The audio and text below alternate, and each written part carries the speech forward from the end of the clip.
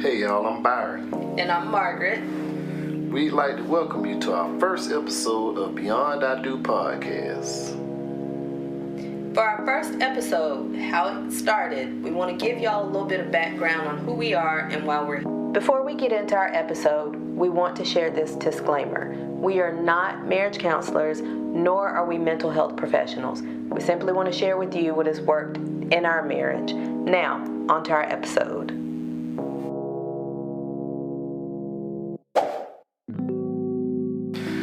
Alright, picture it.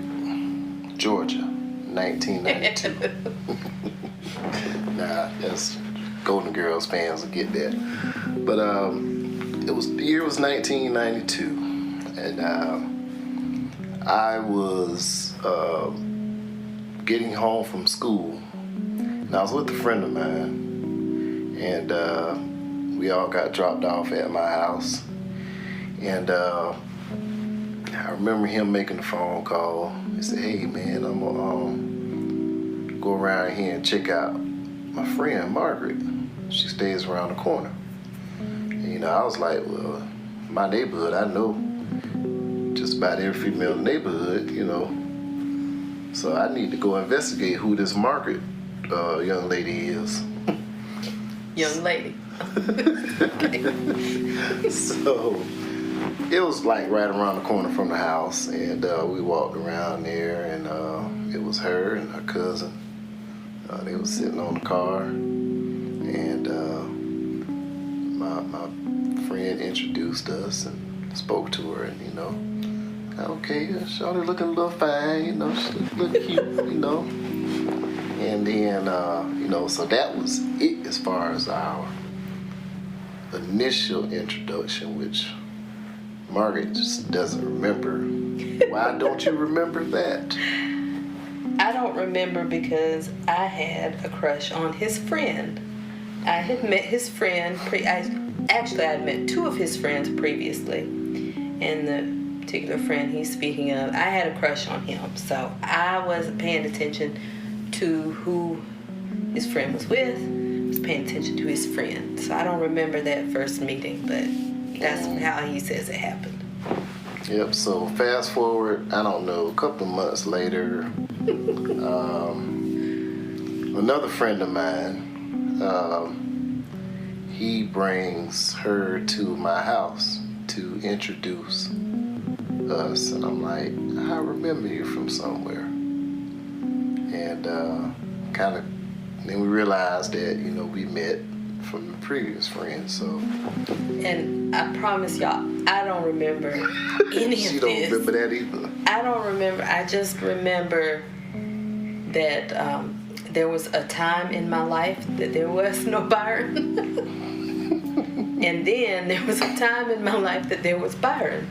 And he got there through his friend who I had a crush on. But that's all I remember. I don't remember the I remember because, I'm the one that's, with the crush and everything, you know what I'm saying? Now, and I said that because, she's a little older than me, I was a junior in high school. She had just graduated high school. We are 1 year apart. She had started college at the local university, and this fly chick, she had a car, she even had a cell phone, y'all. Everybody ain't had no cell phone in 92. She was big ballin', so I just checking her out, you know what I'm saying? She's just the type of woman that I like, you know what I'm saying? So, and then of course over time, like I said, we all had mutual friends, ended up having some of the same friends. So our friend groups kind of rolled in the same places. So I would see her, periodically here and there. We'd always end up hanging out, having a good time. And I do remember that. She remembers that, man. We used to hang out, like you said, our friend groups kind of mixed together. we would end up in the same places, and somehow the two of us would always end up somewhere talking and laughing together. Yep. And there will be some stories that are going to come out about those times as we, move along and, continue to open up and let you guys know who we are. So over time, we did get very close. We would hang out together, just the two of us sometimes, but a lot of times it was usually with a group. And somehow within those groups coming together, everyone would be, talking and having a good time, and somehow the two of us would kind of end up together and laughing and talking. I always felt comfortable, and I felt like I could be myself with him, so. Yep. And then, I would, because she was my friend, I would do stuff for her sometimes. She would do stuff for me. I'd call her and be like, hey, I need some help doing this. She'd come over and help me. Or she'd call me and be like, what you doing? I'd go to her house and, help her with whatever she wanted, So, that's just the way our relationship was. But we never seriously said, hey, let's be boyfriend and girlfriend. We just kept it like that. And throughout the years, I remember sitting in my room one day and I was thinking about this young lady, and I was like, hey, I really like her. I really dig this chick right here. Out of all the chicks I know, this right here is the one chick that I can just really dig, you know what I'm saying? So I remember I said, I'm finna go up here to her job. She worked at the mall, our local mall. Go up there to her job, and she's there. I'm gonna confess my love to her. That's what I said. So I got my heart all pounding, I'm ready to just really just drop it down on her, you know what I'm saying? And I guess there she starts talking to me. She's ringing up customers, so I ain't trying to intrude on, work in progress.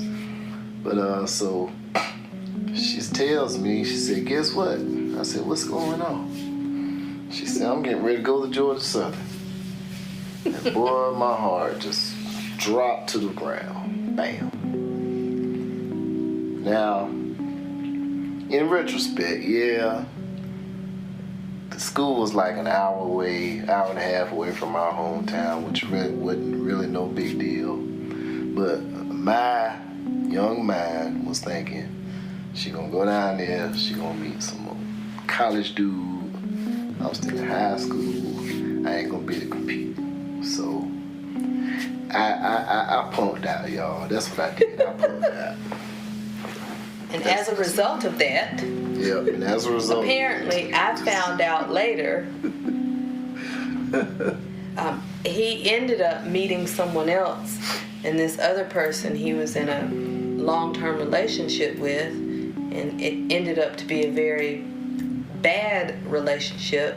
And I found out that it was my fault that this occurred, because when he came to the mall to profess his love for me and I broke his heart, he met her the next day, and he would not have entertained that if he and I had been together. So that was my fault that he was in this 1.5-year relationship that was not a good one. And I take the blame for it, okay? But like he said, in retrospect, I bet that 1.30-minute drive doesn't look so bad. That would have been a whole lot worth it, I tell you, man. That's a whole nother story. But so at any rate, but even during that time, we still kept in contact with each other, even when I was in that relationship. I would come home from school, holidays and weekends, and would still reach out. And we would hang out. Unbeknownst to me, he would sneak off. so that we could hang out. Yeah, I would do that. 'Cause that was my homegirl, you know what I'm saying? That was my homegirl still. So, I risked it all. That didn't always work in your favor, but it's okay. So fast forward to 1996. All right. I'm still in this relationship with the previous young lady.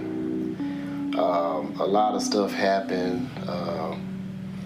I lost my father in July of that year. Well, he had went in the hospital in June, passed away June 1st of 96.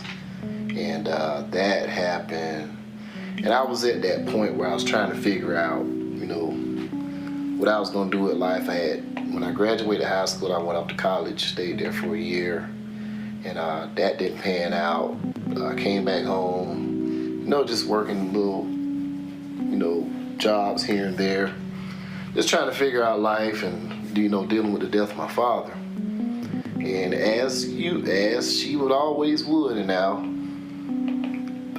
another part of that is that previous relationship that I was in, this young lady tells me right before the Christmas holidays that she wants to end things.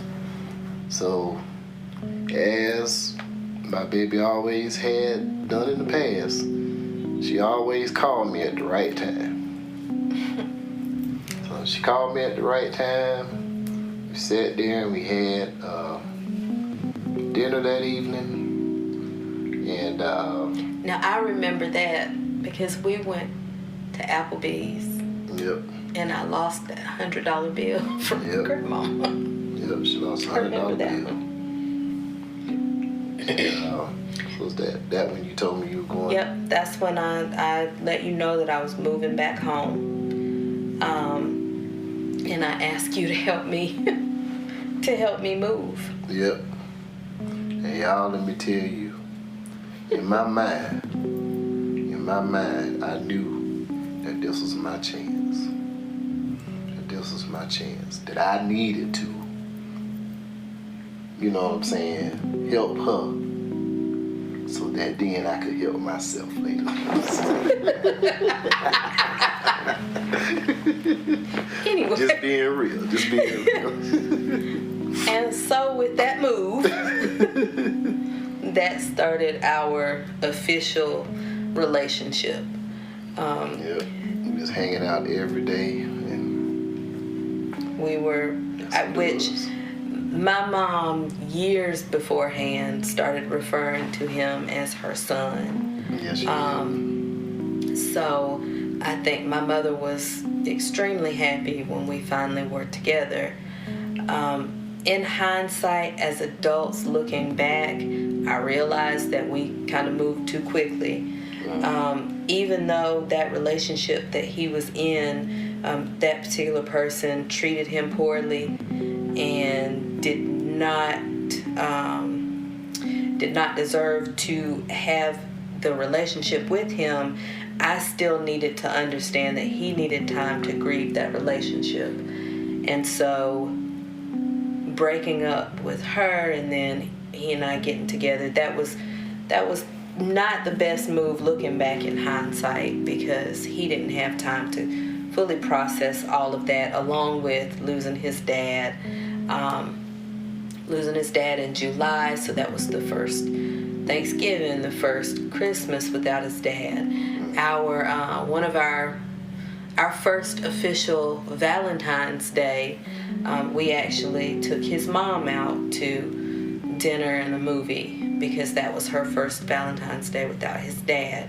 So all of these things, being young and not really putting things into perspective or thinking about things, I realize now we kind of moved ahead of ourselves with some things. Thankfully, we've been able to work through these things, and you'll learn more about that as we go along. But it just wasn't ideal looking back. Yeah. And so we're hanging out every day. I mean, this is my baby. And, we was going to the mall, But Waffle House, the evening times, riding around. We used to ride around, look at houses, like ride around in like the expensive neighborhoods in our area, just dreaming, you know what I'm saying? That's what we did, pass our time. And then every now and then, we might take a trip, and we took a trip to Atlanta. First week in April. Weekend in April. And unbeknownst to us, we come back. We left 2 and come back S3. S3. But didn't find that out for several months. Yep. And then, once we found that out, and even before that, I think you and I, we had discussed, we had discussed marriage, and we had discussed, doing it one day, but, neither one of us were in the situation financially to, like, really do anything, so to speak. And so we discussed it, and then when we found out you were pregnant, that kind of, brought that discussion on a lot. And it wasn't a situation, I never necessarily felt pressure or anything, but, it was just one of those situations where we were like, well, we're going to be in this together either way. 'Cause I'm just the type of guy that I know for sure that I have to know where my children are at all times. Now, at this point, both of us had not had kids. We had not had kids. We were still at home, and with our moms. So that was, I was almost 5 months pregnant when we found out that I was pregnant. Yeah. And so it was the shock of everything. We sat in Waffle House, which was, I guess looking back now, I should have known something was up, because every day we were going to either Waffle House or IHOP, and I was ordering the exact same thing. Same thing, yep. And we sat in that Waffle House in that same booth, and we laughed and cried. Yep. Because all we could think was, what are we going to do? We've got to tell our parents. Yep. And so it was a roller coaster from the beginning. I told my mom, and I told my mom it was up to her to tell everybody else. He told his mom, and we did eventually move in together in October. Yep. Even at that point, we still had a lot of things that we needed to deal with. One of which was the ex popped up. Yeah. And like I said, we moved too quickly. He didn't have time to kind of process and grieve that, so that was an issue that came up. We did have the discussion as to whether or not to get married or just be co-parents. My mom was a big advocate of us getting married and offered us much more help and support if we were married versus if we were not. Yeah. But we didn't want that to be the deciding factor. We wanted to make sure that we were doing what was best for us and for our child. I, for one, knew that he was going to be a phenomenal father whether or not we were married. But I didn't want to lose my friend either. So we had these discussions about what to do. And eventually, I received the dream proposal when we woke up one morning, and he rolled over and said, "We might as well." All right, let me clear this out. Let me clear this now.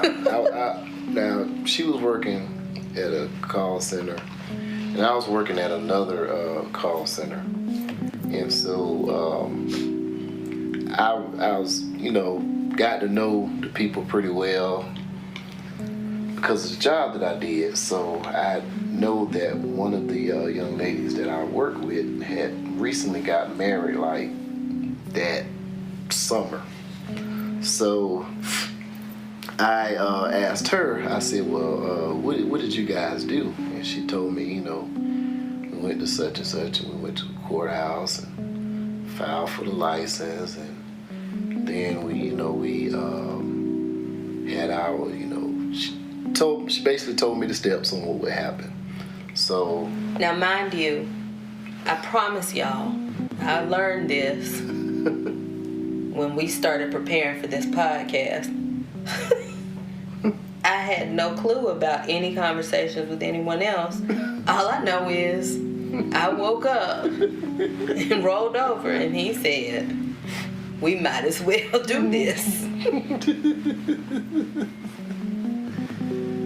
It wasn't quite like that, but it was like that. It's exactly like that, but okay. So here we go. We go apply for the license, and we start getting the offers from the wedding chapels, and we set a date for December 13th. Yep, we were married December 13th, and we had our son December 20th. So we beat him by exactly 1 week. Yep, 1 week. And we still together. Yep, still together. All in all, I think that one of the most important things that we have focused on throughout is our friendship.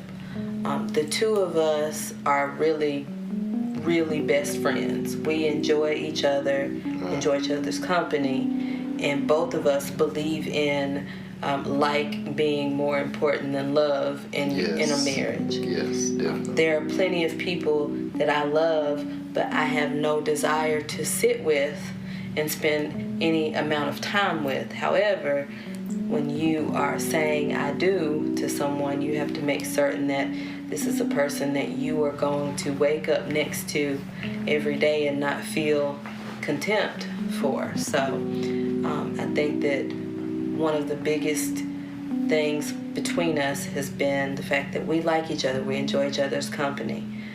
We sit together and we talk and laugh. We have a lot of common interest. So we genuinely enjoy each other's company. So remember, y'all, you don't have to be in love.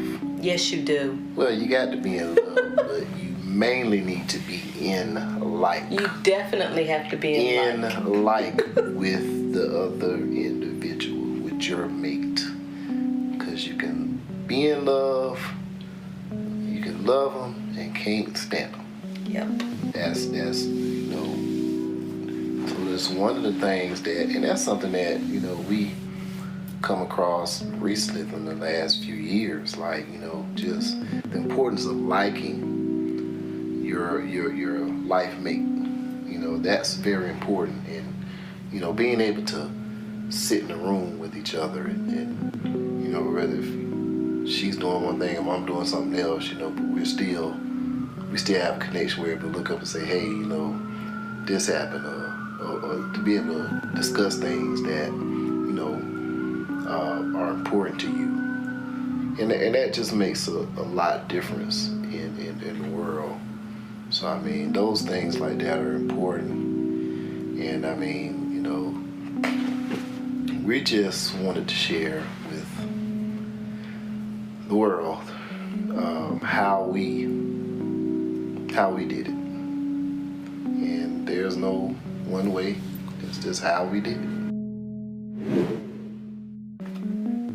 All right, so there you go. The how it started.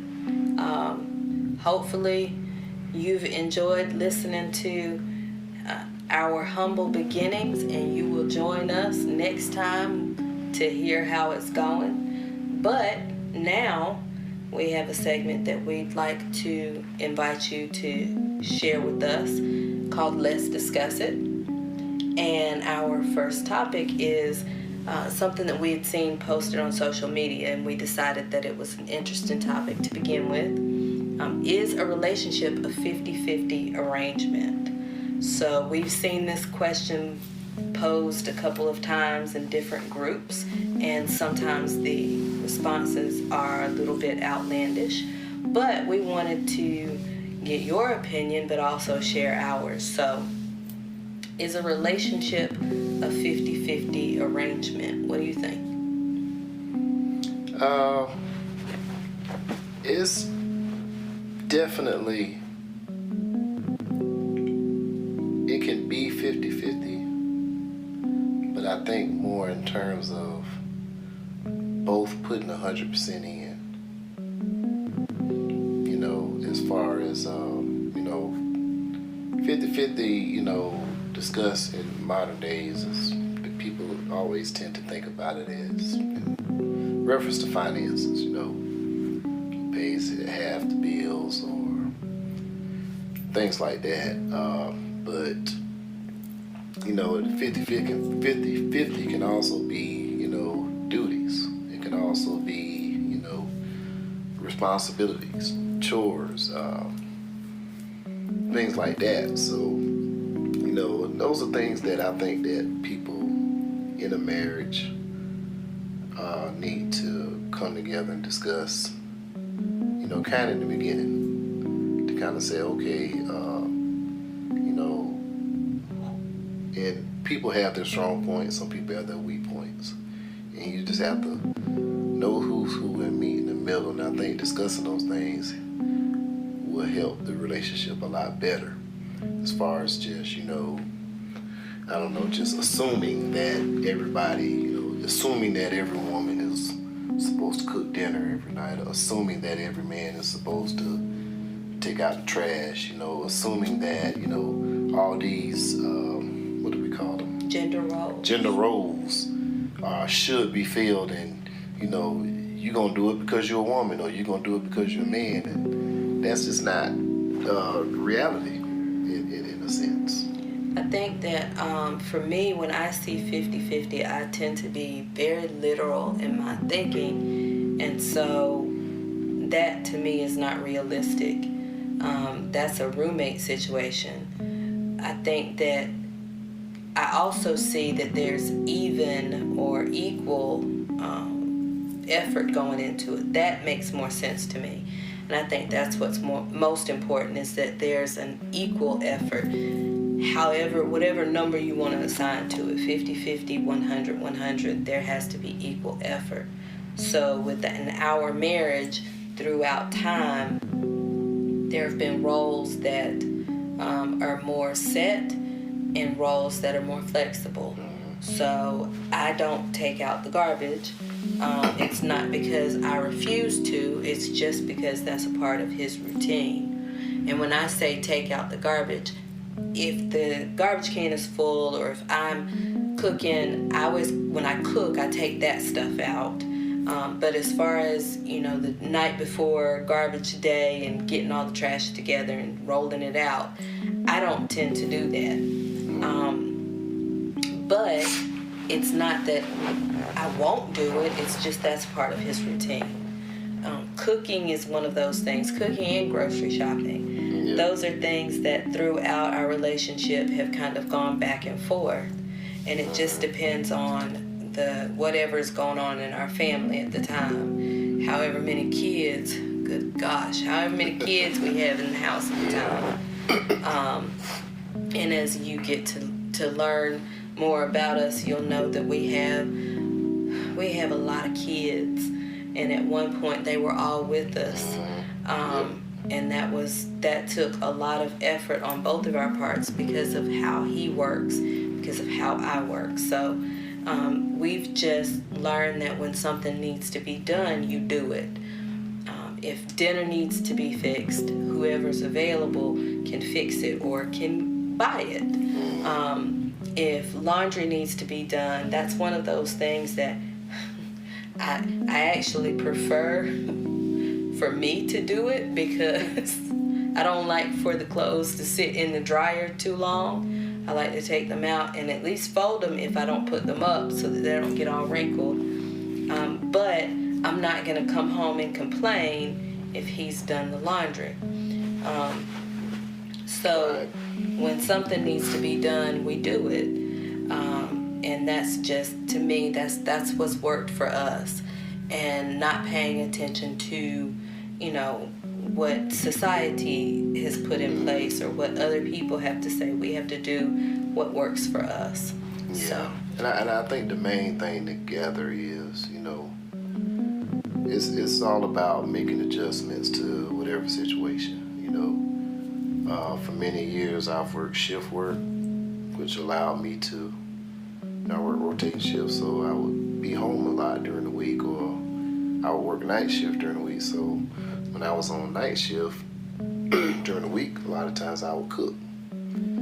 Margaret teaches school, so she gets home at a certain time, and which is in the past would be when the kids would be either getting off the bus, or a lot of times they would get home before her.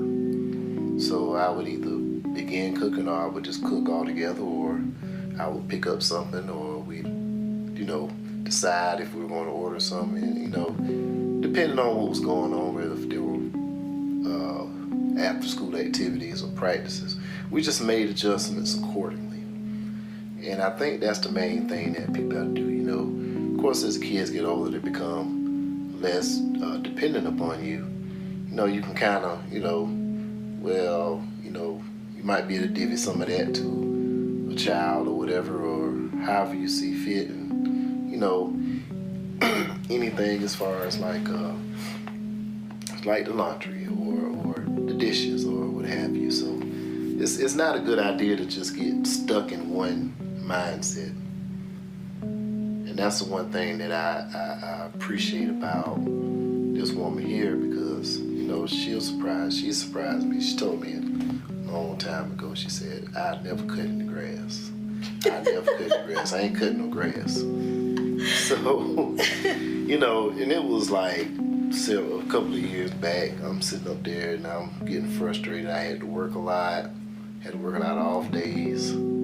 So she was like, I'm complaining about needing to cut the grass. So lo and behold, what this woman do, she go out there and starts a lawnmower. She asked, how you start this thing? And I was like, you gonna do it for real? She said, yeah, I'm gonna do it. And so she did it, and that was a pivotal moment. I know that there are some wondering, no, I have not done it since then. But what I will do is I will find someone who can do it, and I will pay someone to do it. But that's what works for us, the flexibility, the making sure that we're both putting in equal effort. And sometimes that equal effort comes at different times, but the important part is that we realize that we're doing things to try and help the other and make things easier for the other. And I can tell y'all on this note, something that will help out tremendously is y'all go ahead and put some money to the side to have somebody come clean your house periodically. That just makes the world of difference. It just makes the world of difference. Well, if cleaning is not your thing, there are some people who enjoy cleaning. I don't understand it. I don't either. But there are some people who enjoy cleaning. That's one thing that, and you're about to start a whole nother. We'll save that for. We'll save that one. That's coming in episode 3. But for now, we want to thank you for joining us for our first episode of Beyond I Do podcast. Please join us next time for episode 2, How It's Going, where we will update y'all on our current situation. And in the meantime, please make sure and follow us on Facebook and Instagram, and comment to let us know your opinion on 50-50 relationships, and also let us know what you think about the show. All right, until next time, we'll holler at y'all.